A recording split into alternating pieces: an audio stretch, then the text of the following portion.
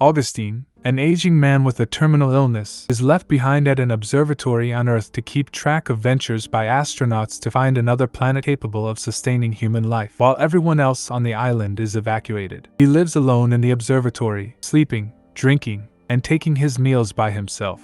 He gives himself blood transfusions and takes medication throughout the day. Decades earlier, Augustine was giving lectures to hundreds about the planets in the universe that could potentially support life, such as K23.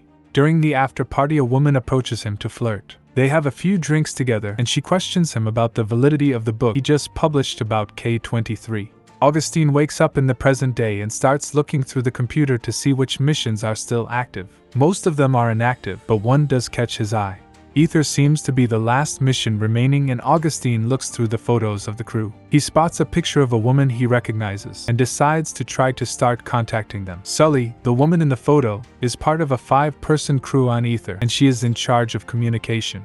She has a nightmare about being stranded on K23. She's pregnant and has a jovial relationship with the rest of the crew, especially Captain Ade, the father of her child.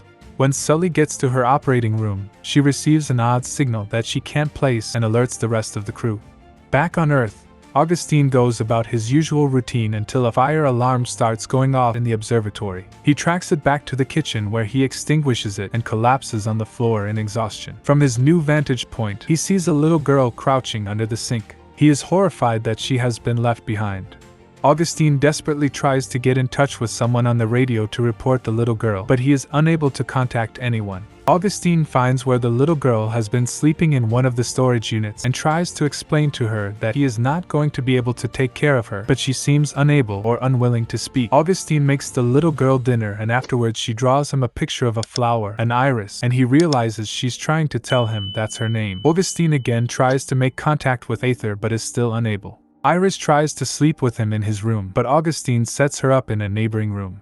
In the middle of the night, she comes back to Augustine's room and makes herself a little nest in the corner and sleeps on the floor. Eart has also been having problems with communication. They haven't been able to get in touch with any other ships or anyone on Earth. They are returning from their expedition on K23 with the finding that the planet can sustain human life. Iris watches Augustine do his blood transfusion and lays down in the chair next to his to look up through the roof of the observatory and watch the stars above them. Decades earlier, a young Augustine is working in his study when the same woman from the party scolds him about not answering her calls. She is unsatisfied with his excuse of having been working and lies to him about calling to tell him she isn't pregnant after all. She tells him that he's so consumed with his work that he's wasting his life and neglecting the people that care about him. Present-day Augustine goes outside to check on the antenna in control of his communications and finds dozens of dying birds in the snow.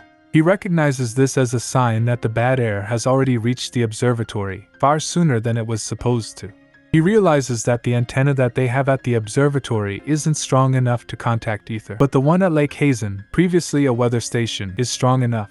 He tells Iris that they've got to make their way to Lake Hazen not only to get away from the encroaching bad air, but as their only hope of contacting Eart before it's too late. Augustine outfits himself in several layers of heavy clothing and does the same for Iris, providing her with goggles and a breathing apparatus that he tells her to never take off for any reason. They pack up what they need most from the observatory and load it onto a jet ski. They take off from the observatory and head into the snowy tundra towards Lake Hazen. On Eart, the crew occupies their time by participating in holograms of their loved ones, or playing 3-dimensional video games and playing cards with each other. An alarm sounds, disrupting the peace, and alerting the crew that their ship has drifted off course. They're able to determine their exact location and a route back to Earth by using the signal coming from K23, but in order to get back home, their new route will take them through uncharted territory. Augustine and Iris spend that night in a tent in the snow. During their travel the next day, they spot the ruins of a wrecked plane. Once Augustine sees a dead boy in one of the seats outside, he tells Iris to stay put while he checks out the rest of the wreckage. Inside he mostly finds debris, but as he starts to make his way back out, a dying man grabs his foot. The man is badly wounded and begs Augustine to save him. Outside, Iris's curiosity gets the best of her and she takes a peek at the body. She gets startled and goes to be with Augustine and the rest of the plane, but he shoos her back outside. Augustine shoots the man on the plane as he had asked him to do, putting him out of his misery. Augustine has a flashback of watching the woman from the party leave him, taking their daughter, who he had never had the opportunity to meet. On Ether, Maya does an ultrasound of Sully's pregnant belly and tells her that she's going to be having a girl. She informs the rest of the crew and they immediately start trying to cook up names. While traveling on the jet ski, Iris spots a bunker in the distance and they make their way to it. Augustine checks it out and decides it will be a good place to stay overnight. He sets out their equipment and leaves the jet ski outside. Austin watches Iris draw a picture of a woman and he says he recognizes her. He tells Iris all the wonderful things he remembers about her, and Iris speaks for the first time, asking him if he loved her.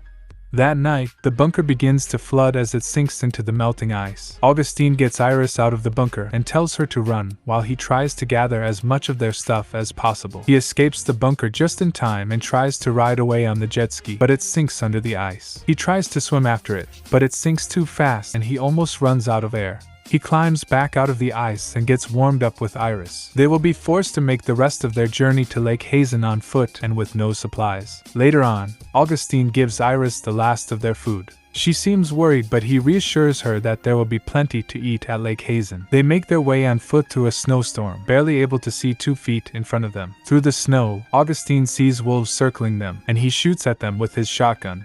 In the chaos, he loses track of Iris, and he calls for her but she doesn't speak. After searching for a while, he gives up and lays down in the snow.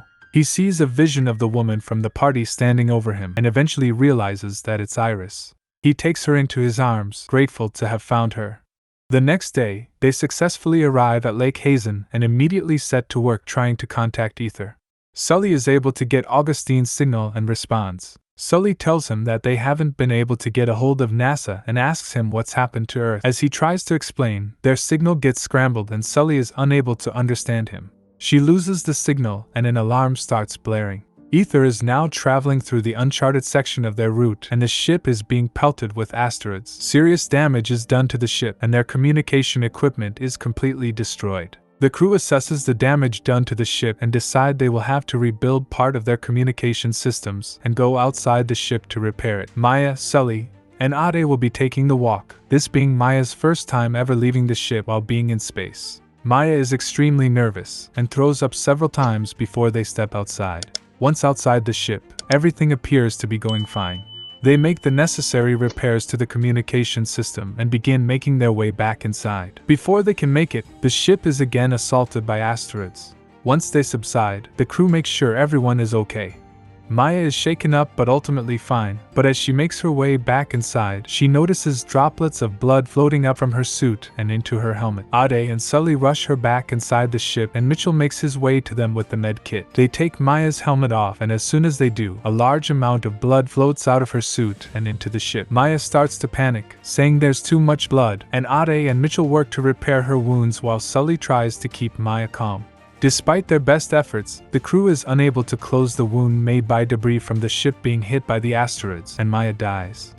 The crew mourns their loss, but are soon distracted when they catch their first glimpse of Earth. They are horrified to see that it looks lifeless and covered in radiation. Ether gets back in contact with Augustine, and he explains that they won't be able to land back on Earth. He tells them that he's the only one left and that everyone else has been evacuated. He tells them that there are no other active missions, and they are the only one left. The crew is devastated that they won't be able to return home, and that their only option for leaving the ship is to turn around and make their way back to K-23. Tom makes it clear that he isn't going back to K-23 and that he has to find out what happened to his family. He asks Ade for permission to take one of the reentry pods back to Earth so he can try to find his wife and kids, and Ade allows him. As Tom prepares for his journey back to Earth, Mitchell tells him about his daughter that died at 4 years old, and how she would have been the same age as Maya if she were still alive. Mitchell asks if he can go back to Earth with Tom so he can return Maya's body, and Tom agrees. Mitchell and Tom say goodbye to Sully and Ade and take the reentry pod back to Earth. Sully reaches out to Augustine to update him on what has happened with everyone in the crew and that they plan to return to K-23. Sully tells Augustine that she's always been a big fan of his work and is disappointed that she'll never get to meet him. She tells him that her name is Iris Sullivan. Augustine asks her to describe K-23 to him, and as she does, he decides not to tell her that he is her father that she never met. The little girl Iris that Augustine was seeing was a hallucination all along. Ether enters a communication blackout zone and they lose the signal signal. Ade and Sully are the last people left, and they make their way back to K23 to potentially rebuild the civilization. Subscribe to watch more videos like this, turn on notifications, and leave a like to help the channel out. Thanks for watching.